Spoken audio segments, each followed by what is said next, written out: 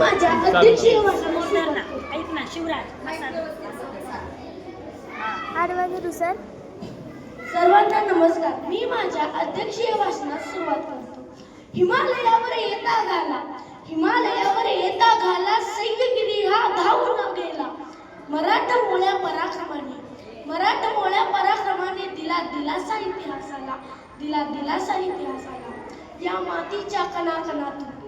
मातीच्या कणाकणातून तुझ्या स्फूर्तीची फुलती दिसुने. जोवर भाषा असे मराठी. यशवंतांची घुमतील कवले. महाराष्ट्राच्या उज्ज्वल पायाभरणीचे शिल्पकार, सह्याद्रीचे वारसदार आणि आपल्या महाराष्ट्राचे मुख्यमंत्री यशवंतराव चव्हाण यांची आज जयंती. त्यांच्या पवित्र स्मृतीस माझे वंदन. यशवंतराव चव्हाण यांचा जन्म 12 मार्च 1913 रोजी सांगली जिल्ह्यातील देवराष्ट्र या गावी झाला. त्यांच्या वडिलांचे नाव बळवंतराव व त्यांच्या आईचे नाव मिठाई. त्यांच्या आईने त्यांच्या शिक्षणासाठी फार कष्ट केले. त्यांचे प्राथमिक शिक्षण कराड व उच्च शिक्षण कोल्हापूर, पुणे येथे झाले. 1 मे 1960 रोजी आपल्या महाराष्ट्र राज्याची स्थापना झाली. या स्थापनेत यशवंतराव महाराष्ट्राचे पहिले मुख्यमंत्री व भारताचे संरक्षण मंत्री सुद्धा झाले. त्यांनी सर्व मंत्रिपदे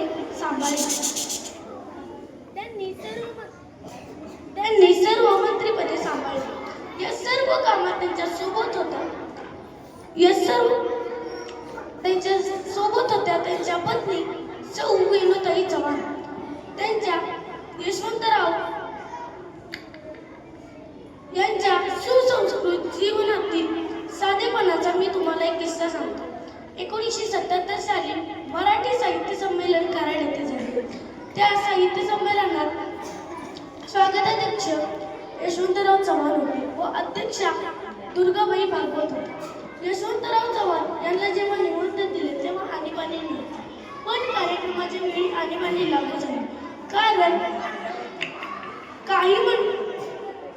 काही मंडळींनी यशवंतराव चव्हाण यांनी व्यासपीठावर येऊ नये त्यासाठी टीका-टिप्पणी आंदोलने केली. त्यामुळे यशवंतराव चव्हाण एक प्रेक्षक म्हणून हातात माईक घेऊन स्टेजच्या डाव्या बाजूने आपले भाषण केले. त्या भाषणात ते असे म्हणाले,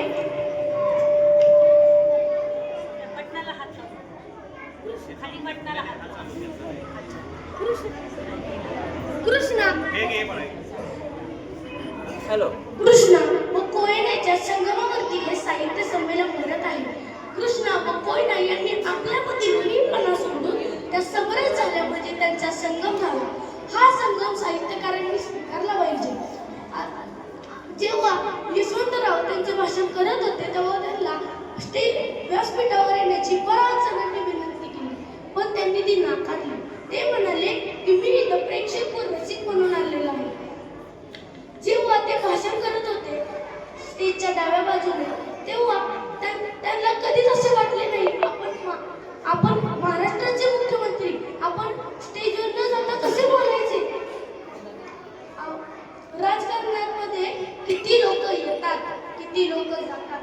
महाराष्ट्रामध्ये किती लोक राजकारणामध्ये किती लोक येतात, किती लोक जातात. पण काही महत्त्वाचेच लोक चर्चिले जातात. काही महत्त्वाचेच लोक नेहमी चर्चिले जातात, कारण त्यांचे कर्तृत्व आणि नेतृत्व वागण्याजोगे असते. यशवंतराव चव्हाण असे होते. आणि शेवटी एवढंच. का बोलतोय रे? ऐका किती छान बोलतोय तो. शेवटी एवढंच बोलतो, जय हिंद, जय महाराष्ट्र. आणि मला इथे अध्यक्षस्थानाची सर्व शिक्षकांनी मला अध्यक्षस्थानाची संधी दिली त्याबद्दल मी त्यांचे धन्यवाद व्यक्त करतो.